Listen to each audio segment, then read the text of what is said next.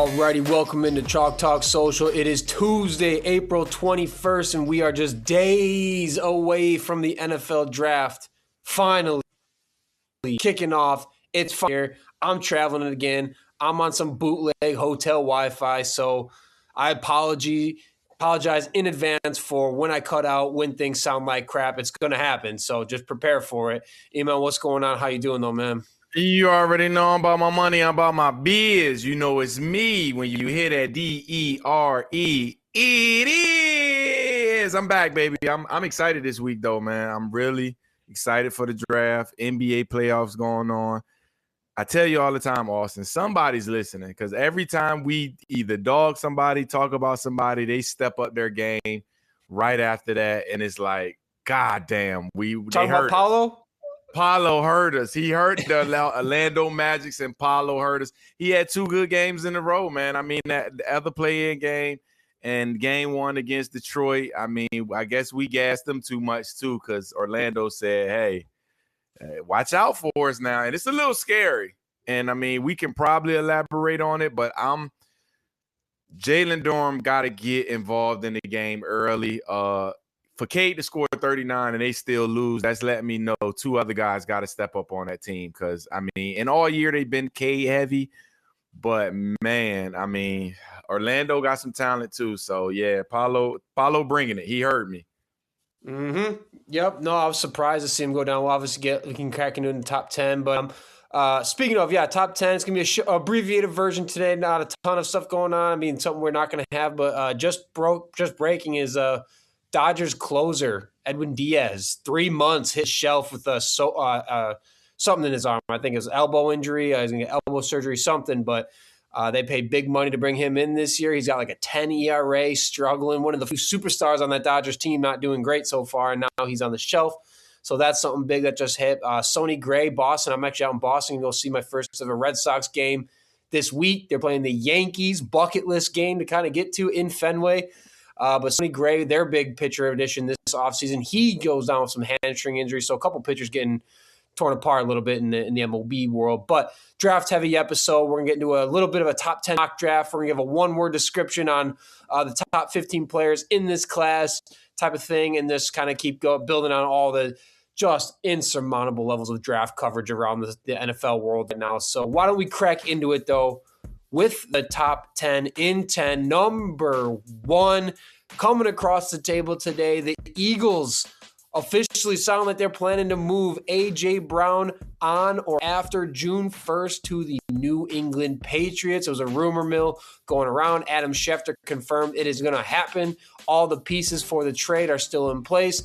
This move at the June 1st deadline or after it will split his $40 million earnings this year in two ways.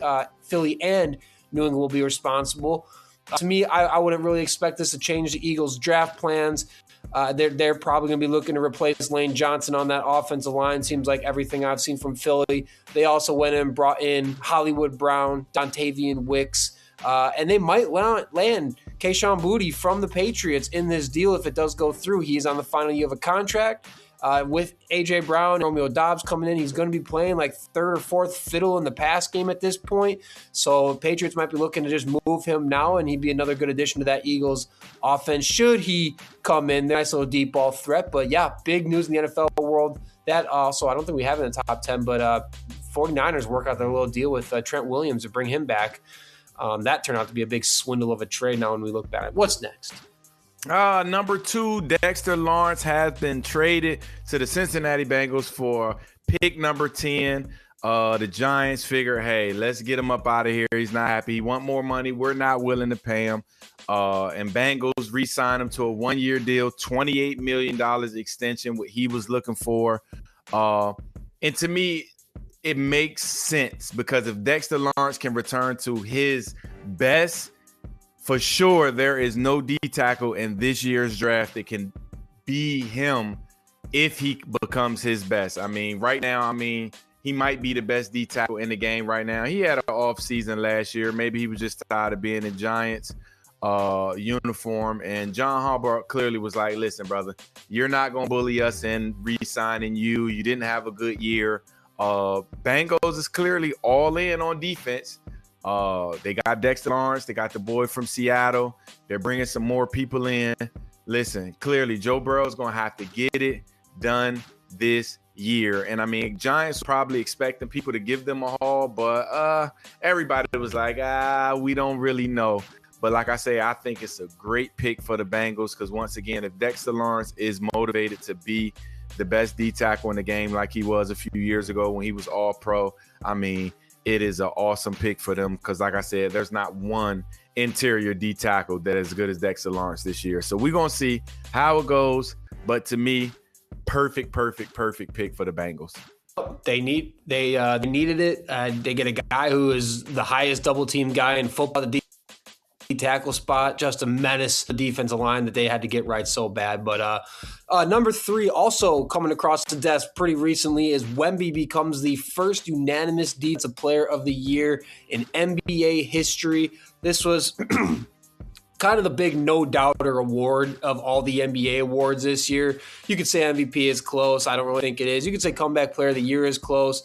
I'm going on I don't think that one is. This one was a no-doubter. He led the NBA in blocks for his 3rd straight season.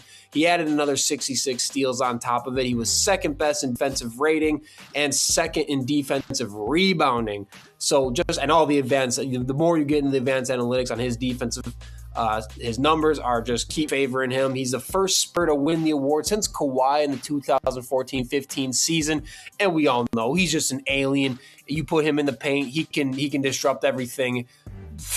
Anyone coming near the rim, he can disrupt it. His length and his ability to kind of close the gap, close the lane to the hoop very quickly with that 7'10" wingspan type thing he's got going on. So yeah, no doubter on that one. What's next? Number 4, listen, the Orlando Magic's heard us talking. Pablo Benchera heard us talking. And what an upset in Game 1 over the Detroit Pistons on their home turf in Game 1 of the first round. Listen, if not just Pablo, but the whole starting team for the Orlando Magic was in double figures. Paulo had 23, 9, and 4 assists. Wagner had 19. Carter had 17. Bang 17, and Jalen Suggs, man, that guy played hard the whole game. You talking about a defender. He really played his ass off that first game, just being just a pest on defense. But he ended with 16 points, 4 rebounds, 4 assists, and I want to say he had like 5 steals. It's looking a little scary for Detroit, man. They're going to have to find some scoring from somebody other than Cade Cunningham. Jalen Dorran's got to get involved early. He only ended with 8 points, and this is a guy that's averaging 20 and 10. That's just not going to be enough. Nobody else outside of Tobias Harris and their starting 5 had double figures, so they're going to have to find some scoring from somebody, but I don't see how and why the Magic can't win this series. I know we were high on Detroit just a week ago, but the way it's looking, but the way it's looking, Orlando Magics are looking like they could kind of upset the Detroit Pistons, man, if they don't find scoring from somebody else other than Cade Cunningham. Goodness grief. So we'll see how it go, but hey, they heard us talking and they came with it. They did. All right, number 5, over to baseball really quick. The New York Mets tearing at the seams after falling on an 11-game losing streak, right? Mets owner Steve Cohen is out here paying for a Ferrari and watching that Ferrari perform like a 2001 Pontiac Aztec on a spare tire, widely considered one of the worst cars ever made. It's the Mets' longest losing streak since 2004, when they would eventually go on to finish 71 and 91. Look, they entered the 2026 season with the 2nd most expensive roster in baseball, of course, behind Los Angeles Dodgers, with a payroll north of $350 million. This was supposed to be the team that finally figured it out in the Big Apple, but look, it's not all the fault, right? Juan Soto's hurt. When you're missing your $60-some million man per season, that's gonna play a big factor into how your team performs. Of course, Bo Bichette, only real slow start there. Freddie Peralta that they acquired this offseason with the Brewers, another guy, really slow start. Devin Williams in the bullpen, the closer, another really slow start. So everything that they paid for is not coming to fruition to start the year. But you got to think when Juan Soto's back in that lineup, things will start to turn around a little bit, because without him, as much as the rest of that roster is still paid, this is looking like a real below average baseball team. They were tied with the Royals for the worst record in baseball. Might have changed now, but the Mets at $350 million. Mets fans will be the first to tell you, look, we would be the one team who would pay the most money in the world and find a way to still suck. They had the worst record in baseball with an 11-game losing streak. What's next? All right, number 6, y'all know I just come out of left field with everything. This is not even sports, but I just got to say it. I know everybody already know it. Michael, the biopic drops on the 24th. Everybody got to go see it. Listen, Austin, I am the biggest, probably not the biggest, because I'm pretty sure it's way more Michael Jackson fans in the world. But as a kid, the greatest just artist of all time biopics drop April 24th. And I'm excited, Austin. I cannot come up here and not say it, because he's bigger than life. He's bigger than sports. I'm excited to see it. It's been getting funny reviews, but listen, I'm going to be in the theaters 24th to see Michael biopic, and they're kind of outlining Thriller, which is the greatest album outside of Stevie Wonder Keys of Life album ever made. So I'm going to be in the theaters, front row. I might wear my Bad or a Thriller jacket in there, but I just got to throw left field shit in there. Michael drops the 24th, Friday. I'm going to be in there. Like, come on, Austin. You got to be a Michael Jackson fan. There's nobody who's just touched so many generations. We talking from the 50s. My nephew's 12. He loves Michael Jackson now. So I just had to bring that up. Depends on what kind of touching you're talking about there with old Michael Jackson. But, listen, if I was 12, he could have touched me. Fuck it. If I could have got in Never Neverland, I hate to say it, he could have grabbed my ass a couple times. Fuck it. Fuck. It would have cut. Hey, pause. Whoa. Yeah, no pause. No. Oh, Michael, grab my ass. Oh. Like Dave Chappelle said, I'm going to school the next day and say, y'all would not believe who grabbed my ass with the glove. Michael Jackson. I'm telling you, man. Listen, I'm a big Michael Jackson fan, and I'm just excited for the movie. I've been waiting a long time. I'm finally, because the first one they had Flex playing Michael Jackson in his biopic years ago, and I'm like, what the fuck? So I'm excited. It's bigger than sports to me. I'm just being... Hey, silky smooth touch. Silky smooth to the touch, that white glove. Right. No, I initially thought you said Michael from the bio pig. I was like, what the hell? He's from the bio and he's a pig or something? You said the biopic. I got you. All right. All right. I didn't even know that was coming out, to be honest. But yeah, how do you not love Michael? Great music. Define a generation. A lot of people crying, like a whole lot of people cried his passing, the alleged overdose and things and stuff. But all right, let's get into a quick bit of draft things to go through this show today. It won't be too long on you, but what we were going to do last episode that we want to bring over to this episode is one word to describe each top 15 prospect in the NFL draft, or guys who are the consensus, like top 15 guys, are one word to describe each single one of them. Well, we should just go down the list. I'll hit mine, and then if you just want to hit yours right after mine, and then we'll just kind of go name by name down this thing.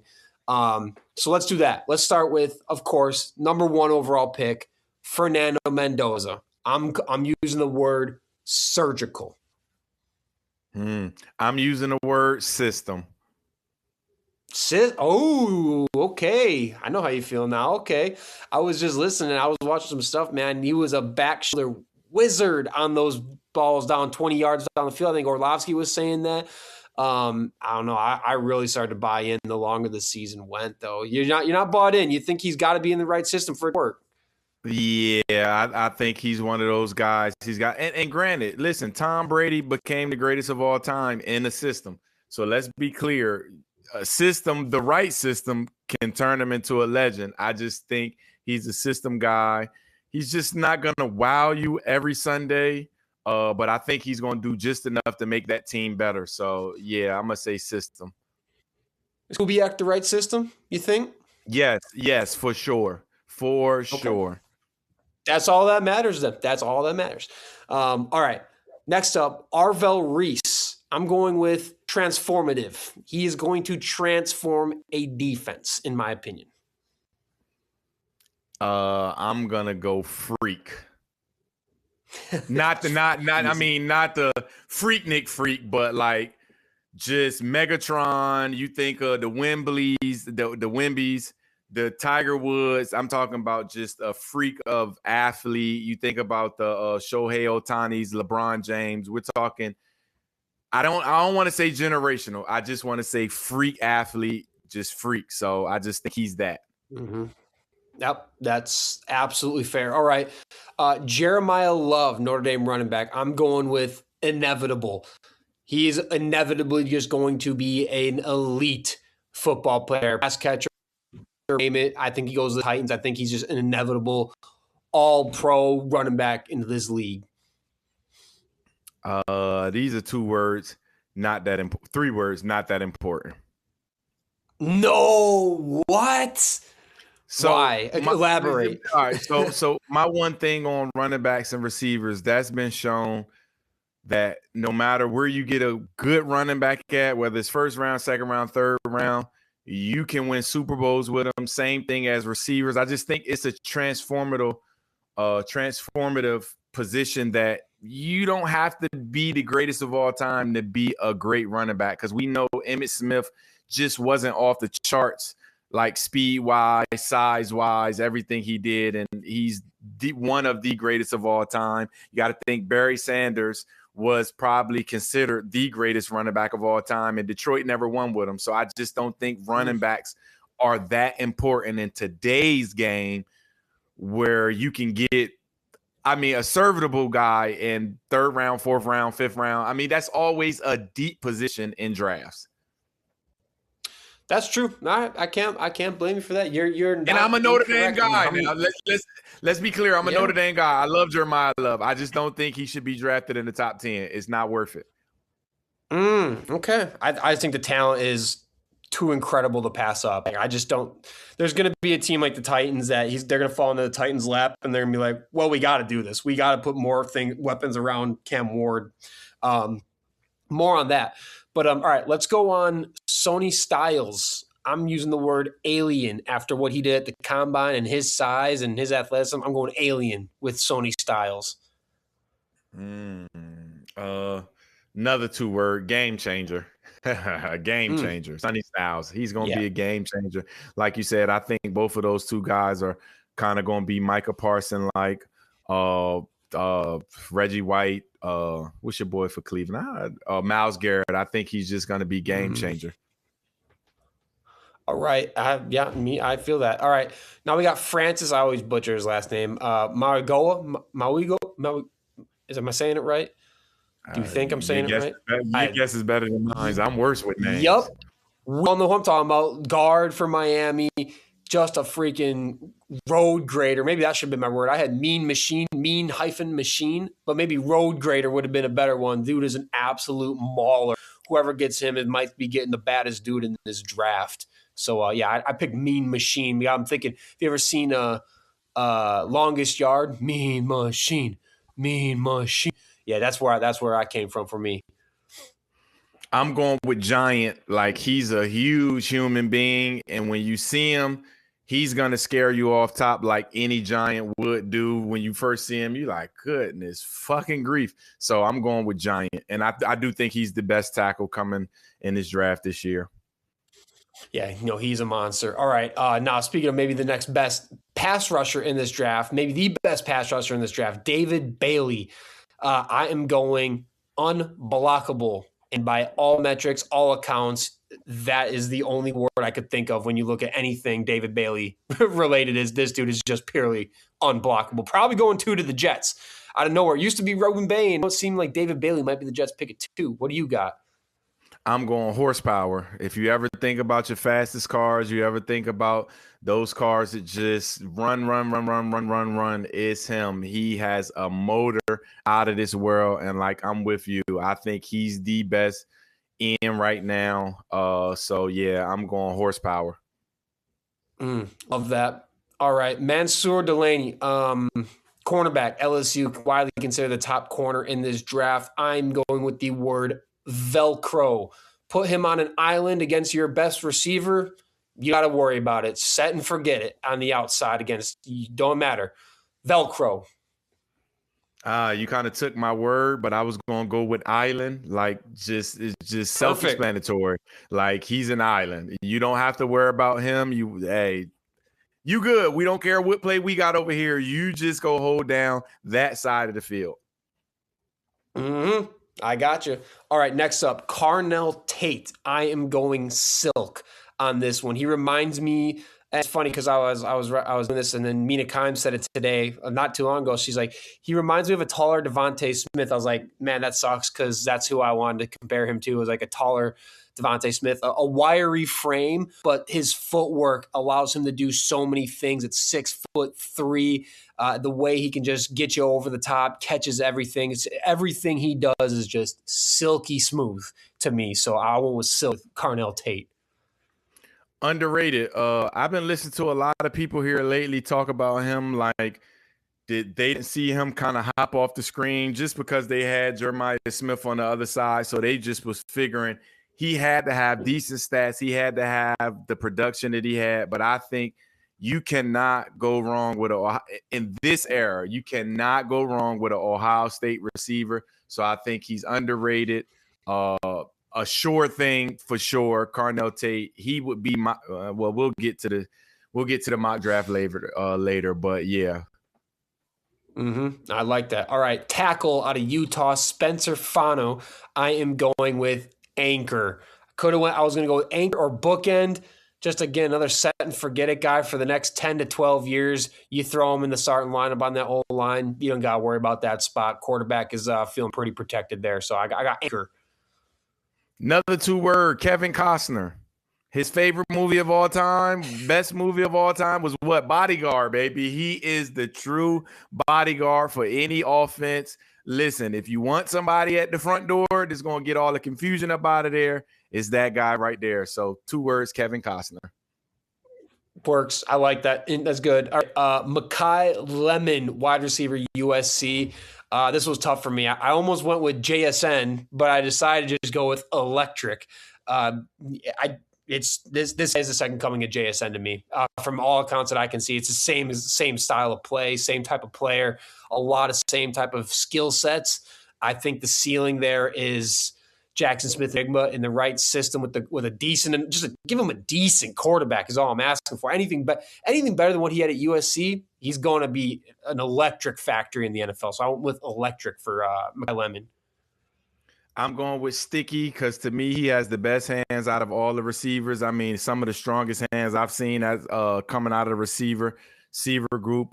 So I'm going with sticky. He's going to catch everything. He's going to be that possession receiver. When you are on a 3rd and 8, you're going to be looking at him because he's going to get open and he's going to make every catch most of the time. Yep. Couldn't agree more. All right. Ruben Bain. I am going here with relentless. It doesn't matter if he's lined up at the 5 tech, 3 tech, 7. I mean, it doesn't matter where you put him. He has just got a motor that does not stop, and he just knows how to get after it in the run. He was dominant. He was one of the most dominant run defenders for edge. He had an elite pass rush score.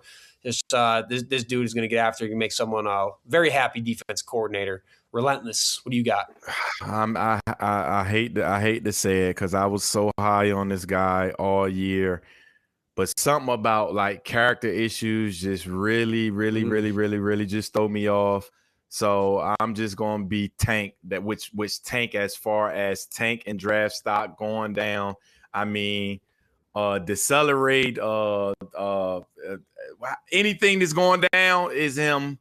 I can't mess with it. Like I said, and I was high on Ruben Bain all year, but I'm a big character guy most of the time. When they're coming in the league, if they're having character issues, you can look at all the guys. A lot of them don't change. So I'm hands clean to him. I just wouldn't draft him in the first round. Not me.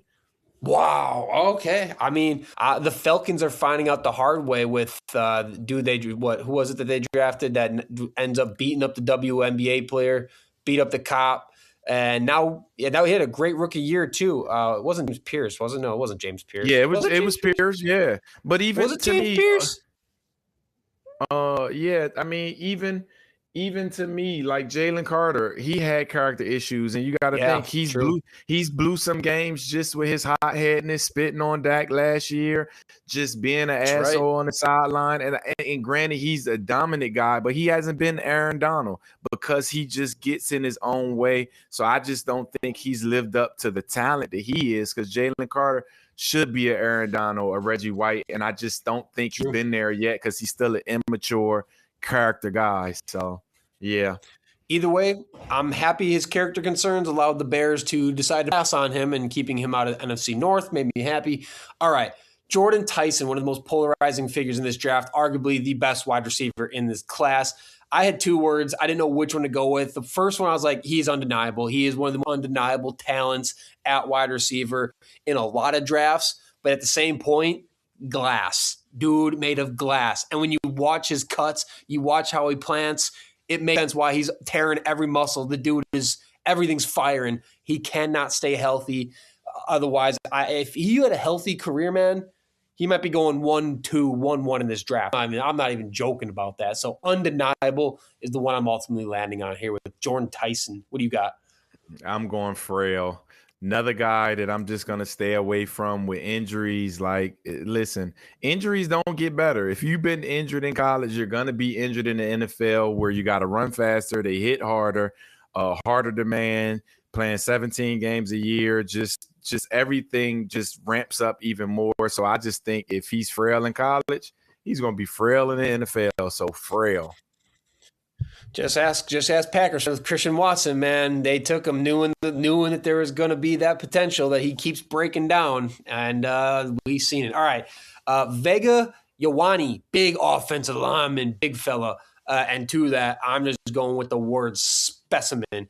I think he's given up like 2 sacks and some 1,000-odd amounts of snaps. Dude is just a freaking beast up there front, and he is huge. So I'm going specimen with Vega Ioane. I think he's Penn State. Yeah, bookend. That's what I'm gonna call him, bookend. He's another guy, which I think there's 3 good tackles, maybe 4.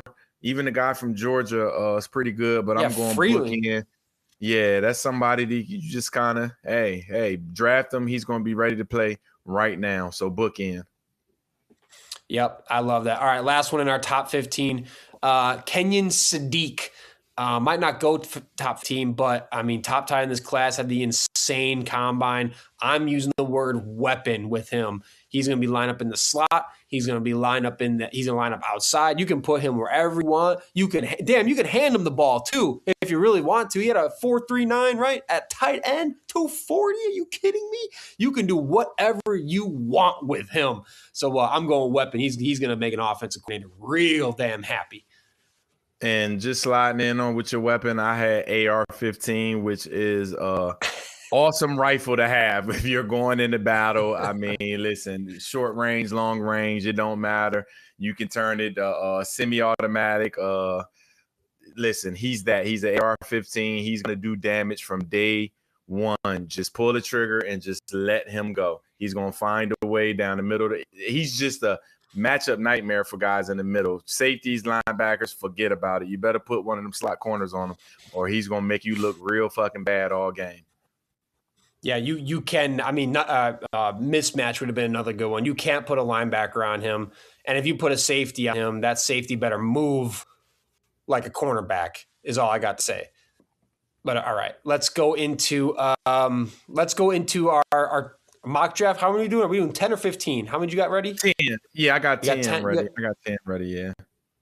Okay, you got the top 10 ready? Okay. I put out, for the Sidelinr newsletter, I put out a full first-round mock draft. In case anyone wants to check that out, I got my full 32 on there. But let's do top 10 mock draft ahead of the draft, which, of course, starts Thursday at 8 o'clock Central. I think we all know who pick 1 is. I think we don't even got to go get too deep into it. If you start the Raiders 1-1, it's Fernando Mendoza. That's who you got, right? Yeah? Yep. I mean, you got to get your guy of the future. He's right there now. You can't wait till next year. You need a quarterback. I mean, right now he's looking like a sure thing. So yes, you got to go with your quarterback. Yep.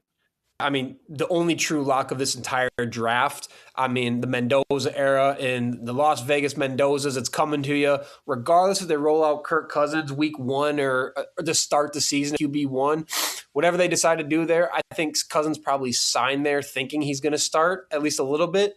Either way, new era of football at quarterback in there for Raiders. But all right, now we're going to probably start to verge a little bit because now it gets, who knows, New York Jets. So pick 2, I decided to go David Bailey, edge, Texas Tech. So cornerback was another easy one, but unless you trade down, you're not taking any of the cornerbacks in this draft at pick 2. Hell no, you're not even taking Caleb Downs here. So for me, the Jets were 31st in sacks last season. David Bailey is the most direct plug and play day one fix in this draft at that position. The draft hands the Jets like literally the perfect answer to solve one of their most abysmal groups, tied the FBS lead with 14.5 sacks last season, generated pressures on over 21%. He had a 21% win rate last year. And it's Aaron Glenn. He needs results now. He needs a new pass rusher. He got rid of, I think Jermaine Johnson's out. You got rid of Quinnen Williams. So now it's just pretty much Will McDonald to hold down that pass rush. So you need a premier pass rush, and David Bailey brings that premier skill set to deliver day one. What do you got for the Jets? I also went defense, but I went Arvell Reese. I mean, I just think right there you just got to take the best available defensive guy. And, I mean, I don't think you can lose with him. He's going to be a guy that can either play in the middle, outside. I think he's just super versatile whenever Aaron Glenn kind of figure out what he want to do with him in the defense. So I just said first available, the best available at that spot. I mean, and it's still defense. I just went Arvell Reese. Yeah. I mean, to compound on that, right? So pick 3 is held by Arizona right now, but there's a lot of talks about Dallas moving up early, very early, right? They got 2 first-rounders. And so I'm thinking Arvell falls to pick 3 and Jerry Jones gets trigger happy. He sends pick 12 and pick 20 to the Cardinals, and he goes up to pick 3, snags Arvell Reese. Again, everything you just said, I think this is the Micah Parsons redemption pick with going to Arvell Reese, the freak 4.46 640, the 43-inch vert, 11.2 broad jump at 6'5", 244. I mean, even by today's NFL standards, profile just doesn't exist besides, Sonny Styles pretty much. He can, like you said, he does everything. He can rush. He drops into coverage. He can play on ball, off ball. I mean, Christian Parker's coming in there. It's exactly the type of guy that you give your DC to just build around now. He is the chess piece of that Cowboys defense that they need so badly. They need a new chess piece on that defense. Game wrecker, worthy of the premium draft capital because he's not a one-trick pony. He's a do-everything guy that's worth moving up to snag with that pick. So I had him going one later and going to the Cowboys instead of the Cardinals in a trade that – come pick 20, the Cardinals end up getting their quarterback Ty Simpson with that pick. Then, yeah. See, that's where I beg to differ. I kept them there, so I think next year will be a deeper and a better quarterback draft. So I'm figuring Arizona can be patient, but you got to go get your guy Francis Managanu or whatever his last name is because you don't want to bring a rookie quarterback because they're going to be right at the top again next year, and you don't want to bring in a rookie guy and you can't have him protected. So let's go get your tackle for the next 15 years. So when you do bring a rookie in, you already solidify what his protection is going to be because, I mean, next year it's going to be some guys coming out, Manning, I'm big on Archie Manning, so I'm pretty sure Arizona won't be good this year, not at all. So I think you just go get your lineman, stay there, get your alignment for next year, and just wait to get your quarterback for next year. Because I just don't think Ty Simpson is worth the first round. No, and I'm kind of in that same, and that's why I think they pull the trigger out and start accumulating. They get pick 12, pick 20, get Simpson because what ultimately pushed me over the edge is now Jacoby Brissett all of a sudden has the audacity to start saying, I'm holding out for a better contract. Like, who the hell do you think you are, buddy? Like, are you kidding me? So now they don't got Kyler. Jacoby Brissett's holding out for a contract he's never going to get. And then it's down to Gardner Minshew. And you got LaFleur in town, a brand new head coach. You just cannot go into camp with this situation. So it's already a lost season. So Tyson has the upside. I think there's definitely question marks. He hasn't started a lot of games either. He got hurt, and that hindered his play. So I think it's a lost season. So let's go get the quarterback in now, year one, learning with LaFleur. They kind of go through it together. So come year two, we've added some pieces. He's been in the system, and we can kind of get a head start on year two, the real start to this project then. And because worst case, you might have to put him in there earlier than you want to with this Brissett thing. And Lord knows you don't. If you're trotting out Gardner Minshew, you're just signaling to the NFL world you're tanking, right? And it's just, and your fans, you're signaling to the fans we're tanking. No one's going to want that. So I think it's one of those moves with this Brissett thing. Now they're never going to pay him, so now they got to do something. So I think that's why Steelers, man, watch out. The Steelers still got no quarterback. They might end up being the team that picks Ty Simpson in the back half of this first round. Yeah, I mean, I totally agree. I think he's worth the first round pick, but alas, NFL, your quarterback at pick 20, that's great value for a guy you could potentially be your quarterback of the future compared to like using pick 1 or 2. But all right, number 4, pick 4, the Tennessee Titans. I'm going Jeremiah Love to the Tennessee Titans. I knew you were going to like this one, right? So why though? They loaded up on defenses free agency. They gave Saleh, they went and gave him a lot of pieces for his defense, which means they can use this pick to do something on offense now, right? Let's get Cam Ward a guy. Let's get something for Brian Dable's system. We all know that Love ran for almost 20 touchdowns, just under 1,400 yards last year, caught a ton of balls out of the backfield, averaged over 10 yards a catch. He's a true 3-down weapon, adds that dangerously effective element to the Titans offense that is going to take the pressure off of Cam Ward to have to do everything. They did not have a run game that was functional last season. So you get a running back who can kind of come in there and do, and again, this is not a comparison to CMC, but Love can do a lot of things that Christian McCaffrey does. You can throw the ball to him 80 times a year. You can also hand the ball off to him 250 times a year. And you can't stack the box. It makes the job easier for the quarterback. And when you know you got that type of threat at running back, now the pass game starts opening up more. Now that Wan'Dale Robinson signing becomes a little bit better type of thing. So I think it's one of those moves just to kind of round out the offense and just make it so much easier for Cam Ward. It's a big, important season for Cam Ward and Brian Dable this year. So I think that's why I went with this one. Well, as a GM in Tennessee, you got to understand you're trying to build a Super Bowl team. And no, it's not going to be done this year. Maybe not next year. Maybe you got 3 drafts, but you go look at the past few Super Bowl winners. They're not drafting a running back this high.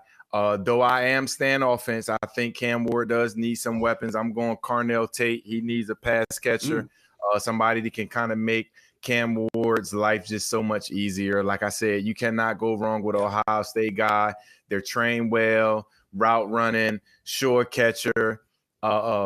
Even if he's not just your A1, day one, number one, you just brought Wan'Dale Robinson in, so you got a vet that can kind of bring him in longer. I just think the best running back I've ever seen with my eyes coming out of college was Adrian Peterson, and we seen that didn't help the Minnesota Vikings at all. Jahmyr Gibbs pretty good. Detroit still can't get it done. I mean, I can go down a list of running backs when you draft them early. You can wait for Kenneth Walker. You can wait. You go down a list of Super Bowl champions. The Patriots are never getting no guy in the first round. So though I love Jeremiah Love and I think he's going to be an exceptional NFL guy, I just think it's too early to draft a running back. I couldn't do it. I wouldn't do it. Yeah. No, I get you. And that's the tough part is pick 4, especially where the running back market has been and where it kind of still is. It is a tough spot. I just think the talent is too undeniably incredible. And with what you could potentially do with Cam Robinson, with what you're trying to build there, I just think it's like too good to pass up. I think signing Wan'Dale kind of took some pressure off of them to have to go get a receiver right away with this pick. But, I think Tate would be a great pick for them here too. Absolutely. All right. Pick 5. So this is one of their first. I have them actually going with Francis Mauigoa here, the tackle out of Miami that you already had go. Reason I have him here instead of, again, this could be a receiver. There's definitely a lot of people saying Cardinal Tate here or even Caleb Downs here. I think John Harbaugh, his statement alone kind of told me what I needed to hear. He said that offensive line is a work in progress, and that being generous. And now you got a presumed franchise quarterback in Jackson Dart coming off of, getting banged up a lot. That offensive line in front of him was not good. Your priority one needs to be to keep the presumed franchise quarterback on his feet. Dart was pressured on 35% of his dropbacks last season, which is a ton. He needs himself a dude on that offensive line up in front of him so he can thrive in New York and make sure this thing with John Harbaugh really works out. Right, let's go add a 330-pound road grader who allowed just 2 sacks on 557 pass blocking snaps last year. He can play at tackle. You can slide him in at guard. Either way, Dart's blind side is set up for success for the next decade plus. If you put him at left guard, left tackle, I think it's not the sexy pick, but it's the pick you got to make. You already got Neighbors coming back. You got Scatterboo coming back. You invested in tight end with Likely. You got Dart. Now fix that damn O-line, please. So me and you on the same page right there. And being that Francis was already gone, it was a toss-up between the guy from Utah, Monroe Freeland. So I went with Monroe Freeland just because Georgia is just a more pedigree football team. But yes, we got to get an offensive lineman there. We spent a lot of money on our defense with Brian Burns and Thibodeau and all those guys over there. Y'all got to just fucking earn your money. But we got to protect Jackson Dart, especially if John Harbaugh is want to see, is this our guy? Because if he's not, next year, once again, it's going to be a quarterback depth draft. So we got to get him protected to see if he's our guy. So I'm right there with you. I went with Monroe Freeland just because Francis was already gone. So I just think line right there. No ifs and buts about it. Interesting.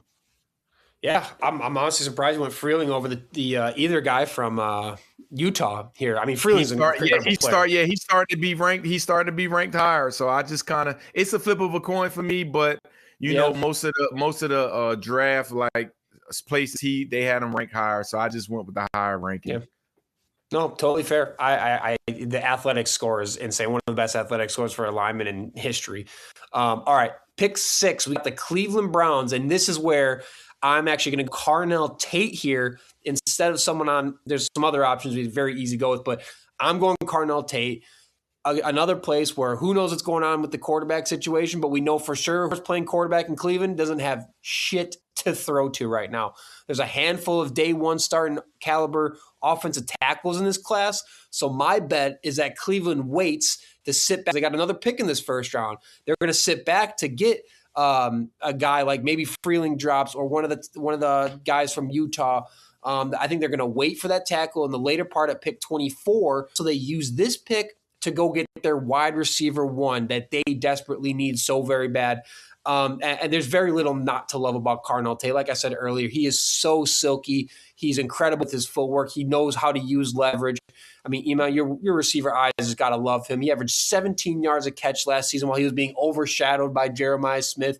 0 drops, 0 wasted motions. He makes the difficult catches look routine. And again, whoever ends up under center for Cleveland, now you got yourself a legitimate dog on the outside. Like I said, it's for me, he's somewhere between a Devontae Smith, T. Higgins type of player. You know, I see a lot of people saying his ceiling is high-end wide receiver 2. I mean, that's the same thing a lot of people said about T. Higgins. We know he could go be a wide receiver 1 somewhere. And they're only in because of his wiry frame. But I said 6'3", 195. Folks, Jackson Smith-Njigba is 6 foot 200. And he is already as good as it gets in the NFL. 6'3", 195 is nothing to scoff at. And his play at the highest level should give the Browns extreme confidence that this can be their wide receiver 1 for the next decade plus. Help whoever the hell is under center at this team. They need it badly.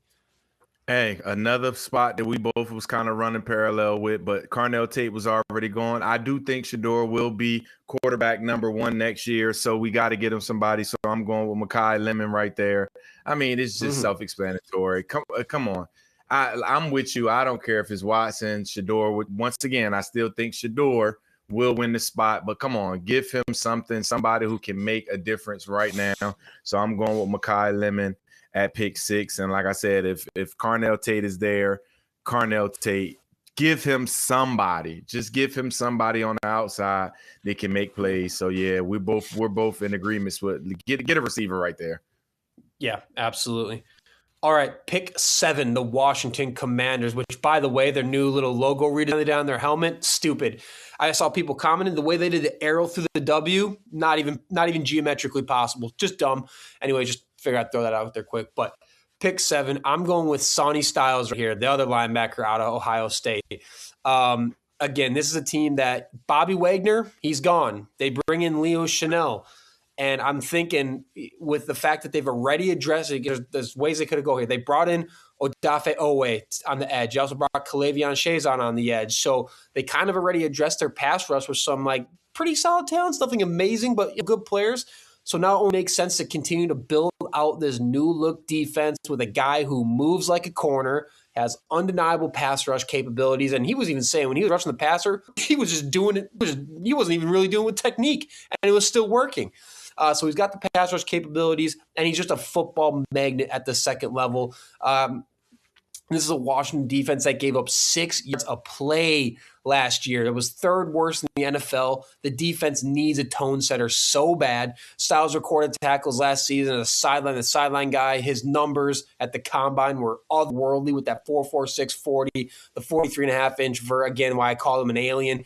And I think the thing here that got me is their new GM as of, I think, 2024, Adam Peters, came from San Francisco, where he watched Fred Warner, their alien, and what he was able to do to elevate that 49ers unit into one of the most formidable defenses in the league, especially when paired with a Dre Greenlaw. So for me, you go Bobby Wagner's out, like I said. You bring in Leo Chanel, very good linebacker. Kind of get after quarterback. You pair him with Sonny Styles. You got Odafe Owe. You got Kalavion Shazon. Now we're cooking with something here at defensive front. I'm really liking if they add him to that defense. I'm going defense on that side, but I'm going cornerback, Mansour Delaney. Listen, that NFC East, twice every year you got to deal with receivers from Dallas to the Giants. Listen, you got to be able to stop some people on that outside. So I'm going with a corner. Like I said, it's somebody that you could just kind of leave out there and say, hey, look, take CeeDee Lamb out the game.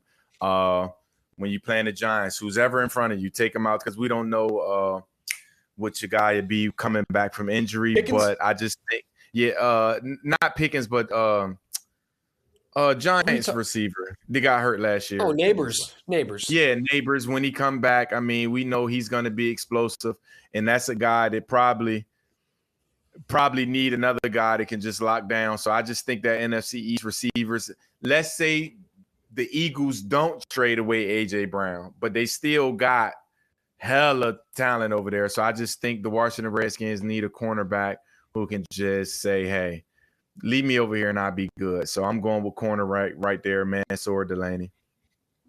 Can't blame you. All right, pick 8, the New Orleans Saints. This was a tough one for me because I got Mekhi Lemon on the board. I really want them to get Tyler Shuck another weapon, give someone on the other side of Chris Olave so badly, especially if Chris Olave gets hurt again. But at this point, Ruben Bain falls into the Saints' lap at pick 8 for me. And they just lost Cam Jordan. They lost Demario Davis. They lost Alontae Taylor, all in the same offseason, leaving this defense essentially void of talent and a Hall of Fame defense and a Hall of Fame pass rusher. And now they got really nothing there. So enter Ruben Bain into the picture, falls into your lap. It's like one of those just don't overthink this one, New Orleans. I get it, the arm length concerns, right? Everyone's going to talk about that. But again, we're talking about a guy who had 9.5 sacks last year, 83 pressures, led the nation. He had almost a 92 pass rush grade, and he had an elite 87.5 run defense grade, adding another 15.5 tackles for loss. So I don't want to hear the short arm stuff because this dude knows how to cause hell up front, and New Orleans needs to build out a new identity on defense. They're kind of starting fresh here, man. So what better than to go get the guy who's presumed for the longest time to be the top pass rusher in this class? They need a new franchise pass rusher. Bain is an absolute wrecking ball. You can line him up anywhere on that defensive line, like I said, 3-eye, 5-tech, 7. I mean, it does not matter. And give someone in that front 7 from New Orleans to now build around for their new look defense heading into the future, the Tyler Shucker defense. Hey, once again, another place we're both thinking the same thing. But if he wouldn't have killed somebody, I would have been okay with him being there. But because my guy is still on my board here, I'm going with David Bailey to the New Orleans Saints. Because, I mean, either way, you need somebody who's going to be a generational pass rusher. I think both of those guys will be. I think Bane is just more of a gamble, man. And in the NFL sometimes gambles work, but I'd rather just go for the for sure bet. And I'm going with David Bailey right there. Like you said, Cam Jordan is gone. They need some pass rush there. And Chris Olave, and in my head, I'm thinking he's going to be healthy next year. So I would have went with a pass catcher there too, but I'm thinking, let's just say he is healthy. He's saying, hey, look, I'm going to be here for y'all. So go get somebody on defense. So I went with David Bailey because Ruben Bain might even fall to the Baltimore Ravens, but I can't touch him right now. I wouldn't touch him. I wouldn't touch him in the top 15 pick. I'm just being honest. Wow. I think, and I get it. He killed a person. That's a thing. But teams have known about this for so long, and it seems like they vetted this thoroughly where no one really seems to be concerned about it, which, again, me and you, we'd be sitting in a jail cell right now. So I'm saying it's crazy. But all right, let's go to the Chiefs at number 9. Chiefs have 2 picks, mind you, so they're another candidate to move up for a defensive guy here. But I think the Chiefs have a couple of things they need to address, so I think they stay put with the 2 picks. And at number 9, they start fixing up that offensive line. They get Spencer Fano, the offensive tackle out of Utah. They're in the Kansas City's kind of in the middle of an offensive line rebuild right now, and Fano is not only arguably a top 2-3 most dominant lineman in this class, he is by far the most versatile lineman in recent memory. He's got starts at left tackle, right tackle. He worked out under center during the combine. He allowed 0 sacks last year, and this gives the Chiefs really the versatility they need to get this group back on track. You can plug him in a few different spots, build around, and we saw how bad the Chiefs' offense hurt them last year. So it's a big move that they need to address. Patrick Mahomes coming back from a torn ACL, right? Again, take care of the franchise. Go fix that offensive line. You got another pick to address whatever else you want. Go get a defense. I know you need a cornerback. I have them taking cornerback later in this draft. Good value later on. But right here, go get a premier offensive tackle for Mahomes and getting this offense kind of back on track because it was a stale thing last year. So being that I do think it's a deep kind of lineman draft, I thought they were going to be able to go get a decent guy on their second pick. Listen, I know this may be wild for a lot of people, but I looked at Troy Polamalu. I looked at Ed Reed. Those guys were anchors on Super Bowl teams that allowed their defense just to do a lot. And I mean, I'm going Caleb Downs there. I think he's the best defensive player coming out of draft this year. You cannot go wrong with a guy. And I know it's high to draft a safety. Nobody's ever done it before. But if you look at who Troy Polamalu was, if you look at who Ed Reed was, he's going to be that. He's going to be a generational safety. And I think the Chiefs, they just let their 2 cornerbacks go. You need somebody in the middle who can get in the box, make tackles, who can make interceptions in the middle of the field. He's also one of the smartest guys on the football field. If you hear from Ohio State people that, like, he's getting everybody in their positions. So I know it's weird because I do want to address linemen, but I think with your other pick, it's still going to be some quality guys there. I'm going Caleb Downs. And literally, if he wasn't a safety, he would be my number 1 pick because I just think he's the best player coming out of college football this year. I've been saying it all year. So I'm going with Caleb Downs at pick 9. Yeah, no fault there. And he would be the guy, like the one team you would hate to see Caleb Downs, everyone would hate to see Caleb Downs go to, is the freaking Chiefs. And the other thing, he can play nickel too, man. Like, again, this is a chess piece. He can play every position but nose tackle on defense, man. And he's going to be a good nickel. You do got to address that secondary. So if he's sitting in your lap, it would be hard for him to pass on that. I could see it. I mean, I know Jermon McCoy would be sitting here, maybe Delaney, but I mean, Jermon McCoy sounds like that problem he's got. His injury is like, what's it called? degenerative. So Jermon McCoy was considered a top pick in this draft, top 12 pick. He might not even go round 1 because of the recent concerns, but he would have been a perfect pick for the Chiefs here. It sounds like every team has been shutting off from him at this point. So I'm actually going to go with Caleb Downs myself at pick 10 are now sitting. So they got their offensive lineman, and now they waited for the safety, and they come away with arguably the most talented player in this entire draft, like you were saying, right? So you get your franchise offensive lineman, and now you get the face of the defense safety, like you said, who can have the Troy Polamalu, Ed Reed impact no matter where he is lined up. So again, Sonny Styles is another big pick that I've seen around for the Giants. I could see that, but instead they land Caleb Downs, highest coverage grade of the safeties in this class. The quarterback of the defense makes everyone around him better. Like I said earlier in the one word, he's a chess piece. It's the talent. It's the immediate impact, the upside. I mean, it's a steal at pick 10 when you consider what he does and how talented he is. And so I think this is a home run first 2 picks for the Giants. If they stay still at 5 and 10, you get, like I said, you get a franchise player on the offense and a franchise player on the defense. You're walking away ready for that John Harbaugh era to really start off nicely here. So that's why I'm going with a 10 for the Giants' second pick. Should they stay there, there's more rumors that they might be moving that pick too. I'm with you. I'm going defense, and McCoy would be a guy that I would want to come in, but them ACLs, man, I listen. You tear sounds one, like he's been totally. Yeah, teams have moved him off their board. It sounds like for the first round, which is tear crazy. One, you're gonna tear another one. So I'm going with, because he dropped Sonny Styles right there. I know I said they got enough linebackers, but he's just sitting there. He's just sitting there. You cannot go wrong with Sonny Styles. He's just a hell of a football player. So I think the Giants got to address some part on defense. Like I said, if it was a legit corner that I think was worth top 10, I would have got him there. But like I said, McCoy, I'm with everybody else. I'm kind of moving off him. So Sonny Styles is sitting right there. So I'm going with Mr. Sonny Styles to line out those. I mean, Brian Burns, Sonny Styles, Kayvon Thibodeau. Yeah. I mean, lots of dogs barking on that defense. Listen, so they could round that crew out there, but yeah, that's my top 10. No, that's good. I mean, there's some names. I mean, to me, it was some of the names I have in my next 5 are like, man.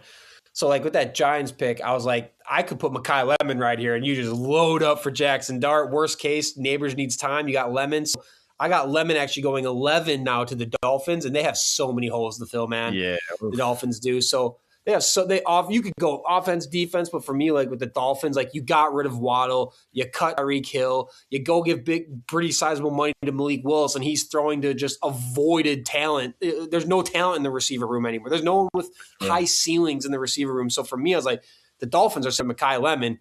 That's a home run pick. And then, like I said, I think Arizona then will take Mansour Delaney at 12, right? I know they just got Will Johnson last year in the second round, but you can never have enough cornerbacks when you're playing in the NFC West. No. So go get the Velcro. And then where I want to hear what you think about this one. I had Jordan Tyson falling to 13 to the Rams. Of all teams, the Rams, because I know I am not sold that Devontae Adams leaves this draft a part of the Rams team. There's already been talks. There was rumors. They were allegedly listening, and they were thinking about adding receivers. And so I think the Rams are going to take this bet on Tyson, pairing him with Puka. And again, just down going to the Chiefs, that's the one team you don't want to see him go to. Tyson going to the Rams, that's the one team you don't want to see him going to. But I think it happens. Yeah, and I mean, you can't go wrong with him. I mean, you got McVay. With anybody, and being with his injuries, you can slow roll him in. He doesn't have to be the guy, because Puka Nacua is clearly wide receiver 1 over there. I mean, I'm with you. Just imagine what McVay can do with that. I mean, that guy's shifty. He's tall. He can catch. He can make the 50-50 ball. So just imagine if he gets healthy, what McVay can do with him. So, yeah. And like I said, if I didn't move Dallas up, if Sonny Styles is there for them, they got to address their linebacking core, because goodness fucking grief. Yeah, I mean, oof, that's pretty bad at 12 because I'm with you. The Dolphins, I mean, just Dolphins, just spin whoever the best available, go get them because, I mean, y'all team is worse than probably the Indiana's team right now in college. So, yeah, that's pretty good, though. I mean, I think it's a lot of talent this year, though. Yeah, I mean, the next pick though, and this is where it was tough for me because I was like, if Jordan Tyson falls to your Ravens at 14, that's we gotta grab it. If he's there, we gotta grab him. You gotta take that pick. No question about it. You have to take Jordan Tyson. But I want your take because in my mock, he did not fall to 14. So I have you guys going with who do I got? Do I got you guys with Vega? I think I got you guys with Vega Ioane. Yep, I got you guys at 14 with Vega Ioane, the guard out of Penn State. I think I think you tell me if I'm wrong here. So you don't get the receiver you want, right? Because Tate, Lemon, Tyson, all gone. Too early for Denzel Boston, I think, at this point. So I think you go fix the interior, which I know is another big need. You guys lost Linderbaum this offseason. And then you talk about the Ravens culture and the type of guy who comes in with just a nasty son of a bitch. And I think he fits what you guys are trying to do. And for me, like Vega at this pick is like one of those, like, don't overthink it from a lineman. And if you want to talk about maximizing this like final, like maybe year or two between Lamar and Henry in that backfield, who knows how much longer Derrick Henry will be in the league or with the Ravens. I mean, he's an absolute mauler in pass blocking. He's arguably the best, nastiest run blocking lineman in this class too. So I think he'd be a pretty prized pick for that Ravens culture. It's not the second pick, but what do you think about that? Listen, that's perfect. And now, don't get me wrong. I am praying to the football guys that one of these receivers drop to us. Listen, so I'm praying to the football guys. Let Tyson people just stay away from him. But yes, if not, let's go with a guy who's just gonna get Derrick Henry one more year with us. And while I'm here, Zay Flowers, you a hoe. I'm just being honest. Zay Flowers, did you see him? I saw the comments. Yeah. Man, listen, y'all looking for everybody to have an excuse. First of all, let's be clear. The Baltimore Ravens been one of the best teams in the AFC the past 8 years. That is not because John Harbaugh has been doing one-on-ones week 17 and full practices. Zay Flowers, you a hoe. And if you don't ball out this year, I'm going to DM you every week because you a hoe. You didn't even have to say that. Why won't the players just take accountability? We didn't play good enough this year for us to win, period. Because a year ago, you was the fucker dropping the pass, fumbling, going in the end zone when we down 7. Like, I just didn't like that. I don't like that. And don't get me wrong, I was for John Harbaugh getting fired. But as a player, you do not sit up there and try to make it seem like because he's old school and wants y'all stand sharp in week 17. Because I agree with that. As a football player, I play hard every day, Austin. I wasn't the guy who loved to sit out. I always went hard in every drill. The coach used to have to tell me, hey, look, relax. We're doing walkthroughs. I didn't know how to stop. So I just didn't like that shit. You looking for everybody to blame. And when you do shit like that, if it don't go well this year, who you going to blame? You a hoe. Mm-hmm. You a hoe. I ain't like that shit. I didn't like it. I love it. I mean, you don't get a receiver in the first round. I don't see how you don't possibly take one in the second round or whenever your next pick is. For sure, we need one. Yeah, and I think somebody's going to get an absolute steal with Chris Bell in the second round. He'll probably go pretty early too. I don't know where the Ravens are sitting right now in the second round, if he'll be around. But Chris Bell, man, I'm telling you, if you can get your hands on him, this is a better version of Debo. The only reason he's not going top 20 is because of the ACL injury. But his tape, man, and you go read what anybody has to say about Chris Bell, what he does, and then go watch him. Actually, watch him first, and then go see what people have to say. Because that should be your process. Watch somebody, come up with your own analysis, go see what other people are saying and how it lines up. He is, I'm telling you, he is better Debo Samuel, and he's going to go in the second round because of the injury he had last year. This is a top 20 talent where somehow the Ravens can get their hands on him in the second round. Oh, boy, would that be a steal. Yeah, we need some talent on the outside. So I'm just praying to the football guys that they give us something. Just give us I mean, Omar Cooper.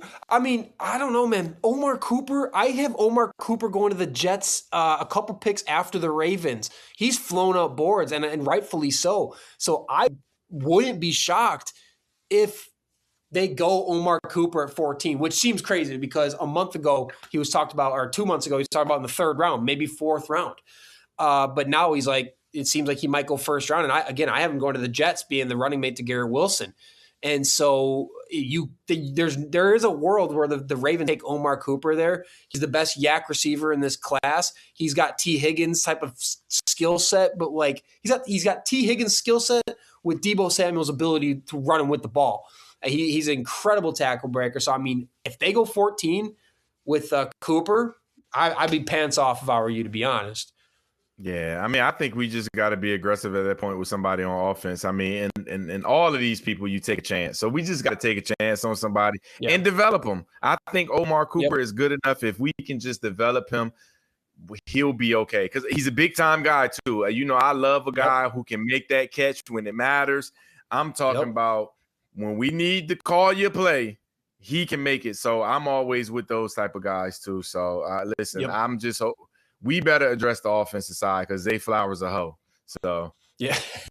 Now I think there's one other pick I want to just call out quick because again, Downs to the Chiefs, that would suck. Tyson to the Rams, that would suck. And in terms of like that type of pick in the later part of the first round, when I was putting my full mock together, I was like, man, I got to have Casey Concepcion somewhere. And I have him going to the 49ers. And that was another one for me. I was like, man, if we're talking about the what's the name for the award? Is it the Paul Hornung Award? There's the college award for the most versatile player in college football because he had a great returner, a great receiver, and so he's just another guy like you put him in Kyle Shanahan's system, and we know what he can do with the ball in his hands. We know he's this otherworldly returner on top of it. In Kyle Shanahan's system would be terrifying, especially if they pull him in the end of the first round. So that was another guy, like you see him going to the 49ers, I think that would be a real that would suck because they need a receiver.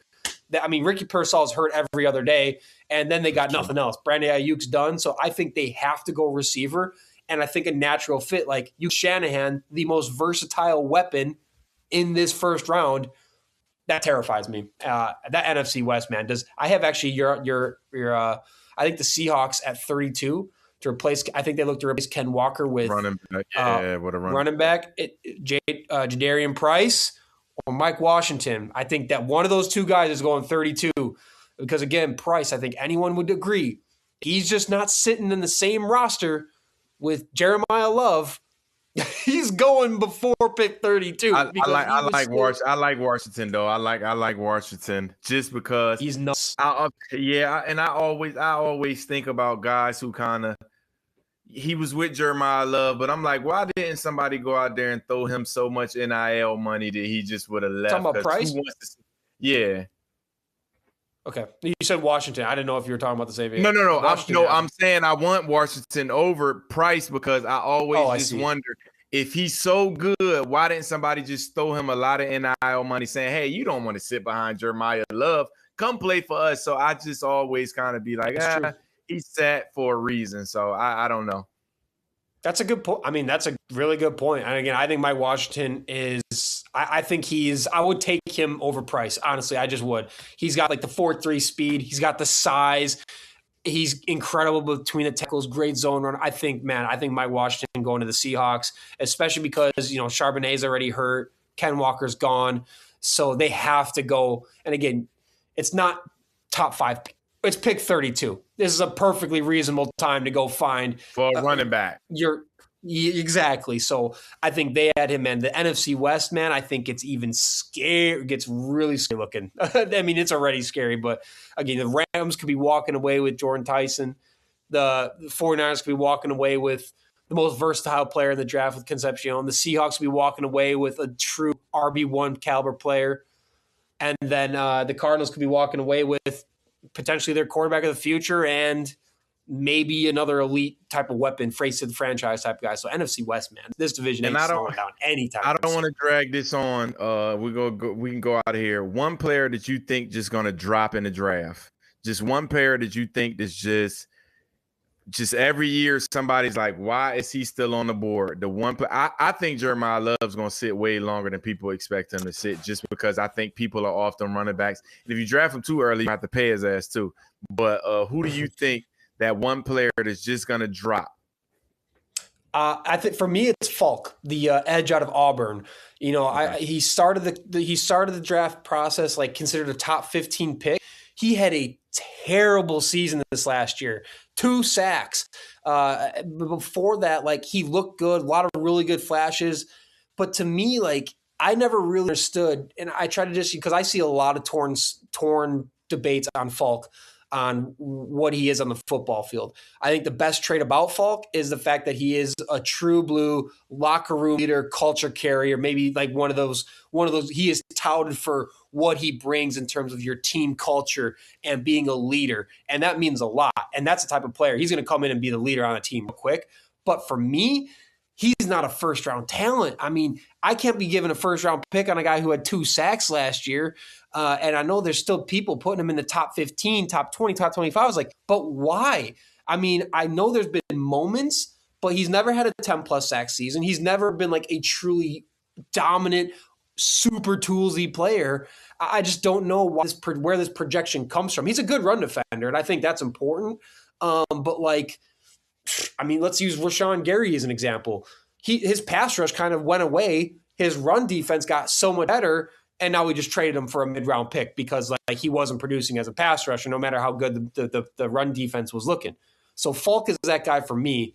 Who was like, I'm not buying any of this first-round hype. I think TJ Parker's another guy who I'm kind of like, you'll see him in the top 25, the Clemson edge, and I was like, man, I'm just thinking early second for both of these guys, and even then, I'm seeing what else is on the board, to be honest, with both of them. So, I don't know. You got a guy like that? Nah, I just think Jeremiah going to sit a little longer than people expect Jeremiah Love to. I just think he's the one guy people are going to be like, they should take him, but I see why he's falling further. I think he's going to fall out of the top 10. Is that 14? Oh, shit. Go get him. And I ain't going to lie to you now. If he's sitting there – I just go get him, but I just think he's going to drop. He's one of those guys that's going to kind of shock people. Ruben Bain, for me, will probably drop too, because not only did people didn't like his short arms, I'm telling you, a lot of people are like, I don't know. So I think he's another guy that may or may not drop a little lower than they expect. But every year is somebody to say, damn, we expected him to go early, and he just dropped. So we'll see. Yeah, I think – yeah, and the only other guy for me like that is Peter Woods, the D-tackle out of Clemson. I was shocked. I surprised myself when I did not include him in my first round of my mock. He's considered the best D-tackle in this class, presumably. I think he had some injuries that have set him back a little bit, but I didn't have him in my first round, which surprised me because initially when I was thinking about stuff, I thought he'd go top 15, and now I'm not sold he's going to go first. I'm not sold he goes first round at all, to be honest, which is crazy. I think the second round of this draft, watch this, round 2 of the NFL draft, there's going to be 5 defensive tackles taken. It's going to be a flurry of DTs in round 2 this year. So yeah. All right. Great stuff. Love talking draft. I could do it all day. But too. Next time we talk to you, Iman, I know you won't be here for it, unfortunately. We'll have to catch up with you the following week after the draft is totally concluded. But next time we talk to you, folks, first round to be done. It's going to be really interesting to crack into it. Enjoy it. Until then, we'll see you. Peace out.